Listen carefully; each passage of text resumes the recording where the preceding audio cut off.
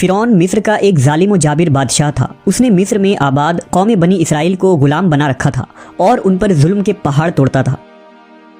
فرعون نہایت ہی مغرور بادشاہ تھا اور خود کو لوگوں کا خدا اور رازق کہلواتا تھا، لیکن کسی میں بھی اتنی جرت نہ تھی کہ فرعون کی مخالفت کر سکے۔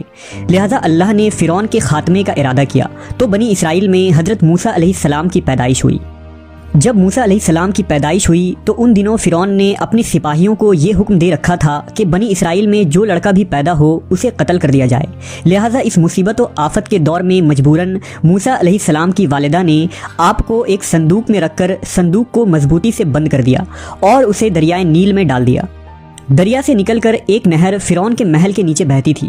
اللہ کی قدرت یہ ہوئی کہ یہ صندوق دریائے نیل سے بہتے ہوئے اس نہر میں چلا گیا۔ اس وقت نہر کے کنارے فرعون کی بیوی آسیہ بنت مزاحم بیٹھ کر نہر کا نظارہ کر رہی تھی۔ آسیہ ایک خوبصورت اور نیک دل خاتون تھی اور وہ کسی بیماری سے شدید تکلیف میں تھی۔ فرعون نے اس کا بہت کچھ علاج کرایا تھا مگر وہ ناکام رہا۔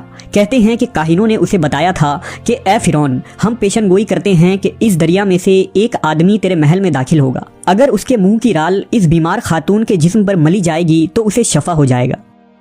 چنانچہ جب نہر میں بہتے اس صندوق پر آسیہ کی نظر پڑی تو اس نے ملازمین کو اسے نکالنے کا حکم دیا۔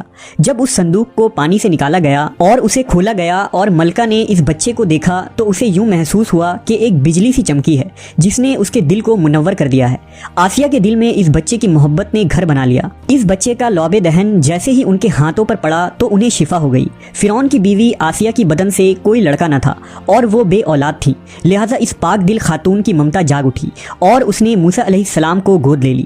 اس طرح اللہ کی قدرت سے موسیٰ علیہ السلام کی پرورش اسی فرعون کے محل میں ہوئی جس نے آپ علیہ السلام کے ہاتھوں سے ہلاک ہونا تھا۔